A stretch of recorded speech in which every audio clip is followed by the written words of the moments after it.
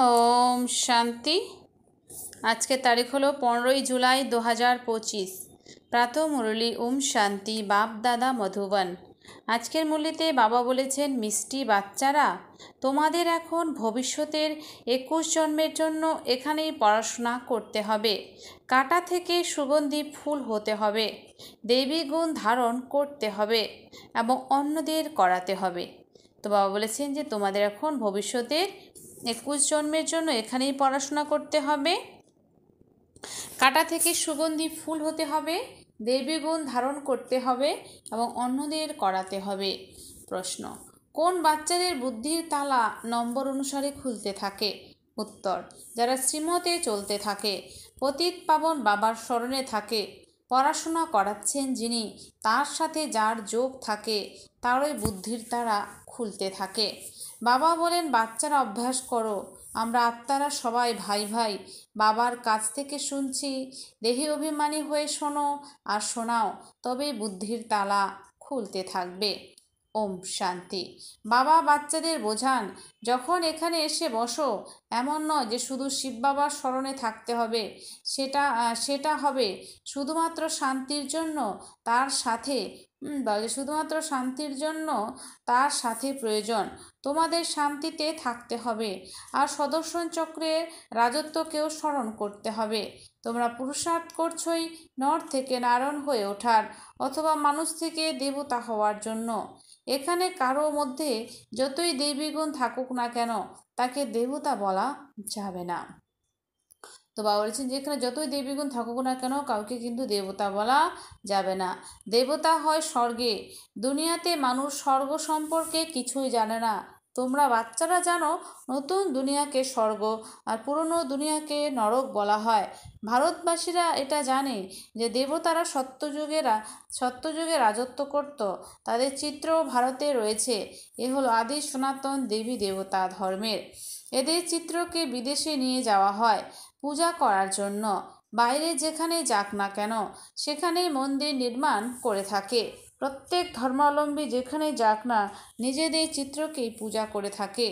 যেসব গ্রামাঞ্চলে বিজয় প্রাপ্ত করে থাকে, নিজ ধর্মের ফলোয়ার তৈরি করে ধর্ম প্রতিষ্ঠা করতে সক্ষম হয়, সেখানে চার্চ ইত্যাদি নির্মাণ করে থাকে। প্রত্যেক ধর্মের চিত্র আছে নিজ নিজ আরাধনার জন্য। প্রথমে তোমরাও জানতে না যে আমরাই দেবী দেবতা ছিলাম, নিজেদের তাদের থেকে আলাদা মনে করে পূজা করতে। অন্যান্য ধর্মাবলম্বীরা যখন পূজা করে, তারা জানে যে ইনি আমাদের ধর্মস্থাপক ক্রাইস্ট, আর আমরা খ্রিস্টান অথবা বৌদ্ধ ধর্মাবলম্বী। হিন্দুরা নিজেদের ধর্মকে না জানার কারণে নিজেদের হিন্দু বলে থাকে আর দেবতাদের পূজা করে। তো হিন্দুরা নিজেদের ধর্মকে না জানার কারণে আমরা নিজেদেরকে কি বলি? হিন্দু ধর্ম বলি। বাস্তবে হিন্দু ধর্ম তো কোনো ধর্ম নয়। হিন্দু ধর্মের পুরো নাম হচ্ছে আদি সনাতন দেবী দেবতা ধর্ম। আর দেবতাদের পূজা করে এটাও জানে না আমরা আদি সনাতন দেবী দেবতা ধর্মের, যে আমরা যে আদি সনাতন দেবী দেবতা ধর্মের, এটাও আমরা জানি না। আমাদের পূর্বপুরুষদের পূজা করি। খ্রিস্টানরা ক্রাইস্টকে পূজা করে। ভারতবাসীদের জানা নেই আমাদের প্রকৃত ধর্ম কী, সেই ধর্মকে স্থাপন করেছিল। বাবা বলেন, এই ভারতের আদি সনাতন দেবী দেবতা ধর্ম যখন প্রায় লুপ্ত হয়ে যায়, তখন আমি আসি পুনরায় স্থাপন করতে। এই জ্ঞান এখন বাচ্চারা তোমাদের বুদ্ধিতে আছে। প্রথমে কিছুই জানতে না জেনে ভক্তি মার্গের চিত্রদের পূজা করতে। এখন তোমরা জানো আমরা ভক্তি মার্গে নেই। এখন তোমরা ব্রাহ্মণ কুল ভূষণ আর শূদ্রকুল বর্ণের মধ্যে রাত দিনের পার্থক্য, এটাও তোমরা বুঝেছ। সত্যযুগে মনে থাকবে না, এই সময়ে তোমরা বুঝে বিচক্ষণ হয়ে ওঠো। বাবা আত্মাদের জ্ঞান প্রদান করে বিচক্ষণ করে তোলেন। পুরনো দুনিয়া আর নতুন দুনিয়া সম্পর্কে তোমরা ব্রাহ্মণরাই জানো। পুরনো দুনিয়াতে অসংখ্য মানুষ, এখানে মানুষ কত লড়াই ঝগড়া করে। এ হলো কাটার জঙ্গল। তোমরা জানো আমরাও কাটা ছিলাম। এখন বাবা আমাদের ফুল তৈরি করেছেন। কাঁটায় সুগন্ধযুক্ত ফুলকে প্রণাম করে। এই রহস্য তোমরা এখন জেনেছ। আমরা দেবতা ছিলাম, এখন আবার সুগন্ধযুক্ত ফুল ব্রাহ্মণ হচ্ছে। বাবা বুঝিয়েছেন এটাই ড্রামা। আগে ড্রামা বায়স্কোপ ইত্যাদি ছিল না, এসবই এখন হয়েছে। কেন তৈরি হয়েছে এমন? কেননা বাবার দৃষ্টান্ত দিতে সুবিধা হয়। বাচ্চারা বুঝতে পারে সায়েন্সও তোমরা বাচ্চাদের শিখতে হবে, তাই না? বুদ্ধিতে সায়েন্সের সংস্কার ধারণ করলে সত্যযুগে কাজে আসবে। দুনিয়া কখনোই সম্পূর্ণরূপে শেষ হয়ে যাবে না, সংস্কার নিয়ে আবার পুনর্জন্ম হবে, বিমান ইত্যাদি তৈরি করবে। যে যে জিনিস কাজের উপযোগী সবই সত্যযুগে তৈরি হবে। স্টিমার নির্মাণকারীও থাকবে, কিন্তু ওখানে স্টিমার কোনো কাজে আসবে না। জ্ঞান নিক বা না নিক, তার সংস্কার ওখানে কাজে আসবে না। ওখানে স্টিমার ইত্যাদির প্রয়োজন নেই, ড্রামাতে নেই। তবে হ্যাঁ, বিমান বিদ্যুৎ ইত্যাদির প্রয়োজন পড়বে। তো সত্যযুগে বিমান বিদ্যুৎ ইত্যাদির প্রয়োজন পড়বে। ওইসব আবিষ্কার বের করতে থাকবে। বাচ্চারা সব শিখে আসে, এইসব বিষয় বাচ্চারা তোমাদের বুদ্ধিতে আছে। তোমরা জানো আমরা পড়াশোনা করছি, বলছে তোমরা জানো আমরা পড়াশোনা করছি নতুন দুনিয়ার জন্য। বাবা আমাদের 21 জন্মের জন্য শিক্ষা প্রদান করেছেন। আমরা স্বর্গবাসী হওয়ার জন্য পবিত্র হচ্ছি। প্রথমে নরকবাসী ছিলাম, মানুষ বলেও থাকে অমুক স্বর্গবাসী হয়েছে, কিন্তু আমরা নরকে আছি সেটা জানা নেই। বুদ্ধির তালা খোলে না। বাচ্চারা, তোমাদের বুদ্ধির তালা এখন ধীরে ধীরে খুলছে, নম্বর অনুসারে। তালা তারই খুলবে যে শ্রীমত অনুসারে চলার জন্য একনিষ্ঠ হবে আর পতিত পাবন বাবাকে স্মরণ করবে। বাবা জ্ঞান প্রদান করেন এবং স্মরণ করতেও শেখান। তিনি তো শিক্ষক, তাই না? সুতরাং টিচার যখন অবশ্যই পড়াবেন। যত টিচার এবং পড়াশোনার প্রতি যুক্ত থাকবে ততই উচ্চ পদ প্রাপ্ত করবে। লৌকিক পড়াশোনাতেও যুক্ত থাকতেই হয়। জানে যে ব্যারিস্টার পড়াচ্ছেন, এখানে বাবা এসে পড়াচ্ছেন। ভুলেও যাও, ঈশ্বর পড়াচ্ছেন, নতুন বিষয় না। দেহকে স্মরণ করা অতীব সহজ।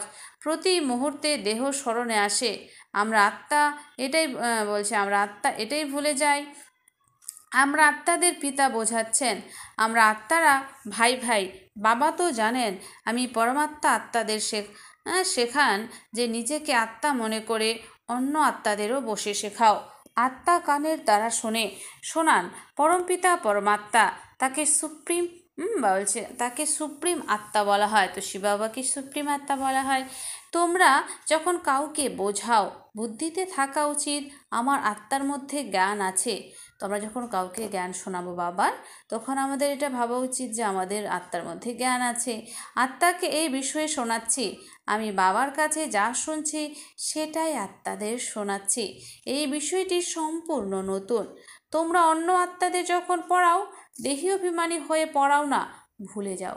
তোমরা যখন বাবা অন্য আত্মাদের পড়াই, তখন আমরা দেহি অভিমানী হয়ে পড়াই না, তখন কিন্তু আমরা ভুলে যাই। তোমাদের লক্ষ্য তো একটাই।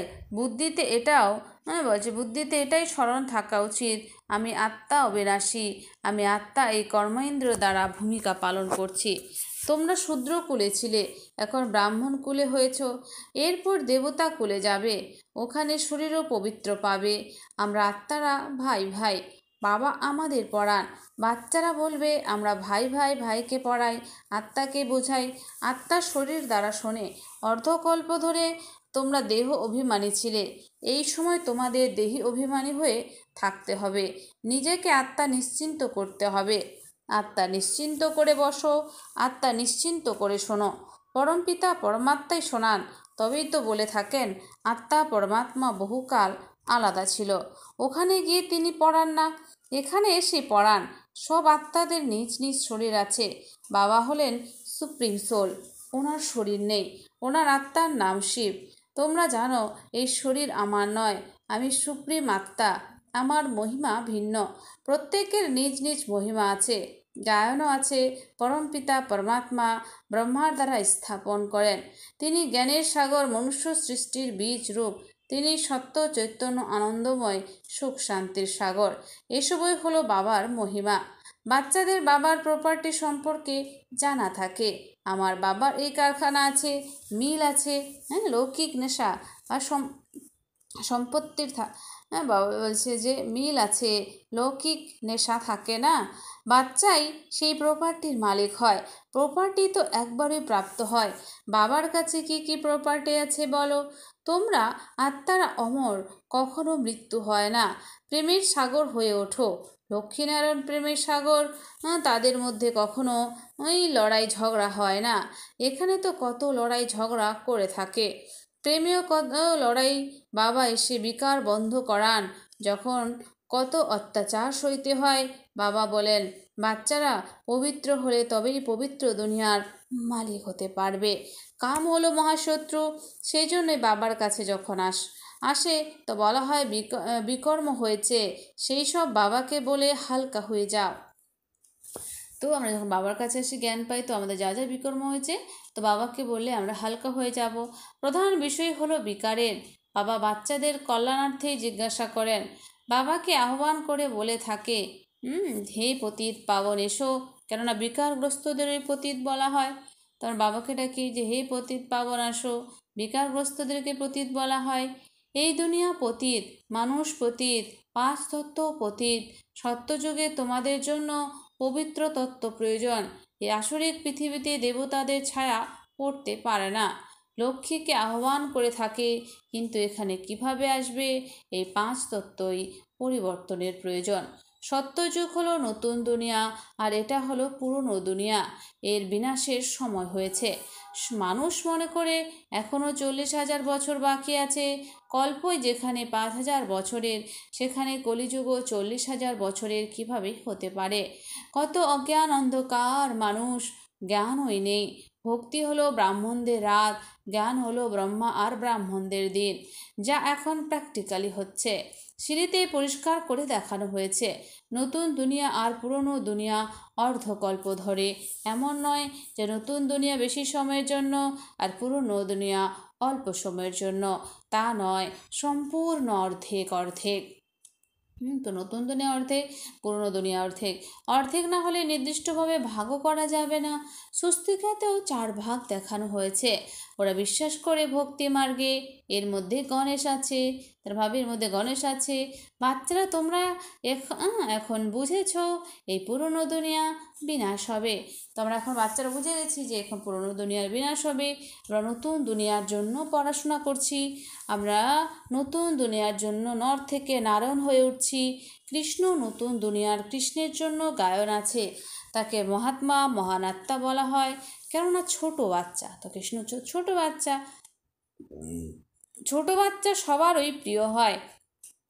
বড়দের এত কেউ ভালোবাসে না যতটা ছোটদের ভালোবাসে, কেননা তখন শতপ্রধান অবস্থা থাকে। বাচ্চাদের বিকারের কোনো গন্ধ থাকে না। বড় হওয়ার পরেই বিকারে গন্ধ তৈরি হয়। বাচ্চাদের কখনোই ক্রিমিনাল দৃষ্টি হতে পারে না। এই দৃষ্টি প্রতারিত করে, এবং এই কারণেই উদাহরণ দেওয়া হয়েছে যে নিজের চোখ উপরে ফেলেছে, এমন কোনো কিছু ঘটেনি। তো কেউ এভাবে নিজের চোখ উপড়ে ফেলে না। বাবার দৃষ্টান্ত স্বরূপ জ্ঞানের কথা বুঝিয়ে থাকেন। তোমরা এখন জ্ঞানের তৃতীয় নেত্র প্রাপ্ত করেছ। আত্মা আধ্যাত্মিক জ্ঞান অর্জন করেছে। আত্মার মধ্যে জ্ঞান সঞ্চিত থাকে। বাবা বলেন আমার মধ্যে জ্ঞান আছে। আত্মাকে নির্লেপ বলা যায় না। আত্মা এক শরীর ছেড়ে অন্য শরীর ধারণ করে। আত্মা অবিনাশী, কত ছোট বিন্দু, তার মধ্যে 84 জন্মের পাঠ সঞ্চিত আছে। ওরা নির্লেপ বলে দেয়। সেই জন্যই বাবা বলেন প্রথমে আত্মাকে রিয়ালাইজ করো। কেউ কেউ জিজ্ঞাসা করে জানোয়াররা কোথায় যাবে? তো অনেকজনই আছে যে আমরা তো পরমধামে যাব। আত্মারা, কিন্তু জানোয়াররা কোথায় যাবে? জানোয়ারের কথা ছাড়ো, প্রথমে আত্মাকে রিয়ালাইজ করো। তো বাবা বলেন যে জানোয়ারদের কথা ছাড়ো, প্রথমে নিজেকে রিয়ালাইজ করো, আত্মাকে রিয়ালাইজ করো। আমি আত্মা কেমন, আমি কি? বাবা বলেন যখন নিজেকে আত্মা বলে জানো না, আমাকে কি করে জানবে? এসবই সূক্ষ্ম বিষয় তোমরা বাচ্চাদের বুদ্ধিতে আছে। আত্মার মধ্যে 84 জন্মের পাঠ সঞ্চিত আছে, যা বাঁচতেই থাকে। কেউ কেউ বলে ড্রামায় নির্ধারিত আছে যখন পুরুষার্থ কেন করব? বাবা বলেন পুরুষার্থ ছাড়া তো জলও পাওয়া যাবে না। এমন নয় যে ড্রামা অনুসারে সব কিছু সহজেই পেয়ে যাবে। কর্ম তো অবশ্যই করতে হবে। কর্ম ভালো মন্দ দুটোই হয়। এটা বুদ্ধি দিয়ে বুঝতে হবে। বাবা বলেন এটা রাবণ রাজ্য, এখানে তোমাদের কর্ম বিকর্ম হয়ে যায়। ওখানে রাবণ রাজ্যই নেই যে বিকর্ম হবে। আমি তোমাদের কর্ম অকর্ম বিকর্মের গতি বুঝিয়ে থাকি, ওখানে তোমাদের কর্ম অকর্ম হয়ে যায়। গীতা পাঠ করে যারা, তারাও এর অর্থ জানে না, ওরা তো শুধু পড়ে শুনিয়ে থাকে, সংস্কৃত শ্লোক শুনিয়ে তারপর হিন্দিতে অর্থ বলে দেয়। বাবা বলেন কিছু কিছু শব্দ ঠিকই আছে, ভগবানুবাদ আছে, কিন্তু ভগবান কাকে বলে এটা কারো জানা নেই। ভগবানুবাদ কিছু কিছু বাদ ঠিক আছে, ভগবান কাকে বলে এটা কিন্তু কারোই জানা নেই। আচ্ছা, মিষ্টি মিষ্টি হারানিধি বাচ্চাদের প্রতি মাতা পিতা বাপদাদার স্মরণে স্নেহ সুমন আর সুপ্রভাত। আত্মাদের পিতা তার আত্মারূপী বাচ্চাদেরকে জানাচ্ছে নমস্কার। আমরা সমস্ত আত্মারূপী বাচ্চারা জানাই মাতা পিতা বাপদাদাকে স্নেহ সুমন আর নমস্কার। ধারণার জন্যে মুখ্য সার। 1 নম্বর, অসীম জগতের বাবার প্রপার্টির আমি আত্মা মালিক। অসীম জগতের বাবার প্রপার্টির আমি আত্মা মালিক। বাবা যেমন শান্তি পবিত্রতা আনন্দের সাগর, আমি আত্মাও তেমনি মাস্টার সাগর। এমনই ঈশ্বরীয় নেশায় থাকা উচিত। তো আমাদের এরকম ঈশ্বরের নেশায় থাকতে হবে। ড্রামা বলে পুরুষার্থ ছেড়ে দেওয়া উচিত নয়। তো আমরা বলি ড্রামাতে থাকলে পুরুষার্থ করবো, নাহলে করবো না। তাই বলছে ড্রামা বলে পুরুষার্থ ছেড়ে দেওয়া উচিত নয়, কর্ম অবশ্যই করতে হবে। কর্ম অকর্ম বিকর্মের গতিকে বুঝে সবসময় শ্রেষ্ঠ কর্ম করতে হবে। কর্ম অকর্ম বিকর্মের গতিকে বুঝে সবসময় শ্রেষ্ঠ কর্ম করতে হবে। বরদান, সময়ের মহত্বকে জেনে নিজেকে সম্পন্ন বানানো বিশ্বের আধার মূর্তি ভব। সময়ের মহত্বকে জেনে নিজেকে সম্পন্ন বানানো বিশ্বের আধার মূর্তি ভব। তো সময়ের মহত্বকে যে জানবে সে নিজেকে সম্পন্ন বানানোর সেই বিশ্বের আধার মূর্তি হবে। স্পষ্টীকরণ, সমগ্র কল্পের উপার্জনের শ্রেষ্ঠ কর্মরূপী বীজ বপনের 5000 বছরের সংস্কারগুলি রেকর্ড করার বিশ্ব কল্যাণের বা বিশ্ব পরিবর্তনের এই সময় চলছে। যদি সময়ের জ্ঞান জানা আত্মাও বর্তমান সময়কে অযথা নষ্ট করে, তো বাবা বলেছেন যে বাচ্চারা যদি সময়ের জ্ঞান জানা আত্মাও বর্তমান সময়কে অযথা নষ্ট করে বা আগত সময়ের উপর সব কিছু ছেড়ে দেয়, তাহলে তার নিজের পুরুষার্থ সময়ের আধারে চলছে। কিন্তু বিশ্বের আধার মূর্ত আত্মারা কোনো প্রকারের আধারের উপর চলে না। কিন্তু যারা বিশ্বের আধার মূর্ত আত্মা তারা কিন্তু কোনো প্রকার আধারের উপর চলে না। তারা এক অবিনাশী সাহারার আশ্রয়দাতার, বা আশ্রয়দাতার আধারে কলিযুগে প্রতি দুনিয়ার থেকে দূরে চলে গিয়ে নিজেকে সম্পন্ন বানানোর পুরুষার্থ করে। স্লোগান, নিজেকে সম্পন্ন বানিয়ে নাও, তাহলে বিশাল কার্যে স্বতঃ সহযোগী হয়ে যাবে। নিজেকে সম্পন্ন বানিয়ে নাও, তাহলে বিশাল কার্যে স্বতঃ সহযোগী হয়ে যাবে। অব্যক্ত ইশারা, সংকল্পের শক্তি জমা করে শ্রেষ্ঠ সেবার নিমিত্ত হও। সংকল্পের শক্তি জমা করে শ্রেষ্ঠ সেবার নিমিত্ত হও। বর্তমান সময়ের পুরুষার্থ প্রত্যেক সংকল্পকে পাওয়ারফুল বানাতে হবে। বর্তমান সময়ের পুরুষার্থে প্রত্যেক সংকল্পকে পাওয়ারফুল বানাতে হবে। সংকল্পই হলো জীবনের শ্রেষ্ঠ খাজানা। সংকল্পই হলো জীবনের শ্রেষ্ঠ খাজানা। যেরকম খাজানার দ্বারা যা চাও, যতটা চাও ততটাই প্রাপ্ত করতে পারো, সেরকম শ্রেষ্ঠ সংকল্প দ্বারা সদাকালে শ্রেষ্ঠ প্রারব্ধ পেতে পারো। এর জন্য একটা ছোট স্লোগান স্মৃতিতে রাখো, যে বুঝে শুনে চিন্তা ভাবনা করে কাজ করতে হবে আর বলতে হবে, তবে সবসময়ের জন্য শ্রেষ্ঠ জীবন বানাতে পারবে। তবে আমরা সবসময়ের জন্য শ্রেষ্ঠ জীবন বানাতে পারবো। আচ্ছা, ধন্যবাদ বাবা আজকের এই সুন্দর মিষ্টি মুরলির জন্য।